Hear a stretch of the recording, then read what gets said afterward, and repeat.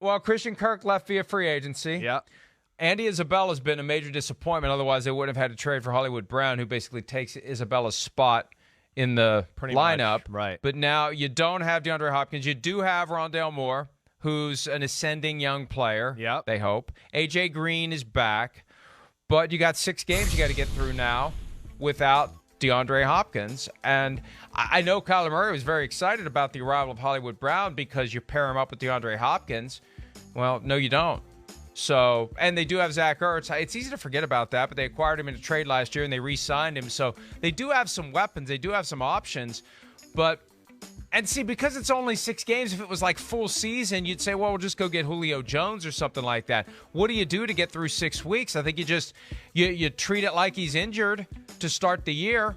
And you just get through it. That's right. I think they just bite the bullet. Deal with it. You'll be all right. I mean, yeah, they got Hollywood Brown. You said it. Rondale Moore, right? 2 fast guys. They've got rockets up their butt. Weapons, can do things there.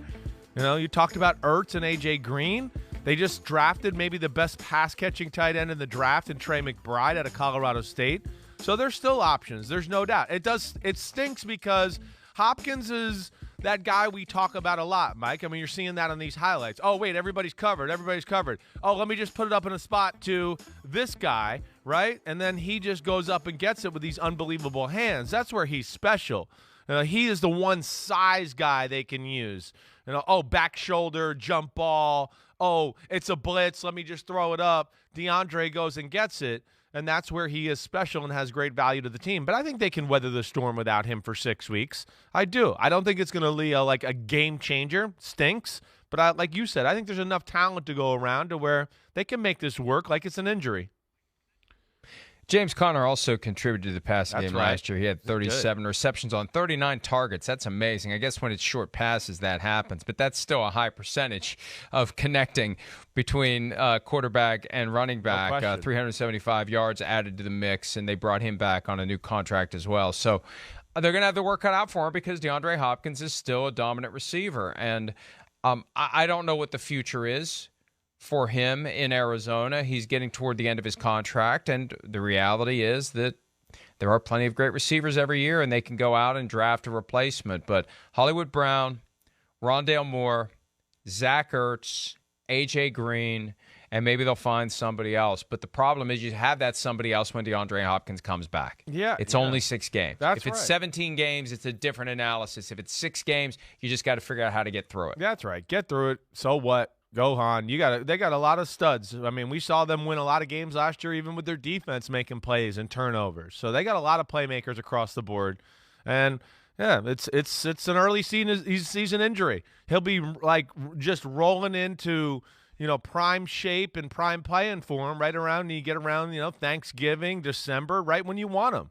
So that's all that matters, really, at the end of the day. Mike, I saw somebody on TV yesterday going, well, they should trade him now. They should trade him to the Packers.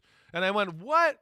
I mean, first off, the Packers, yeah, they're going to give up assets for an older receiver and pay him all this money and do that. And, yeah, Arizona's going to trade him to the one team that they might have to play in the playoffs and let him pop off. Like, the crazy thoughts. That makes no sense at all. Yeah. Hopkins is too good. And the Packers don't need somebody in week 7. They need somebody in week 1. Exactly right. Like, oh, yeah, now we're going to go Aaron Rodgers, going to work through it. And we talk about Rodgers getting on the same page as guys all the time, how important it is.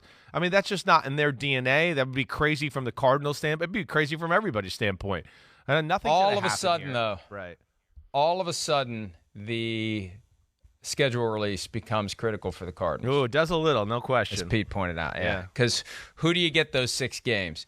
Do you have winnable games? Do you have tough games? Do you have divisional games? And look, the schedule's it's 8 days away, 9 days away from the release of the schedule. They're not going to go back and they're not doing them any favors for this. No. They're not going to say, "Oh, we got the Cardinals scheduled to play the Rams week 2. We better go back and change it now." No. So they're stuck with what they get. Right. And another reason why, a different reason than what we've talked about in the past, as to why it's important to have a manageable, easy season schedule so you can build some confidence, get off to a good start, especially with a new coach, new program, new ideas. You validate and you build confidence. Now you're just trying to weather the storm if you're the Cardinals. So give us some cupcakes early so we can get through this suspension and get to the point where we can move on without the absence of DeAndre Hopkins. Hi, I'm Mike Tirico, and thanks for watching. Make sure to hit subscribe for the latest news and highlights from NBC Sports.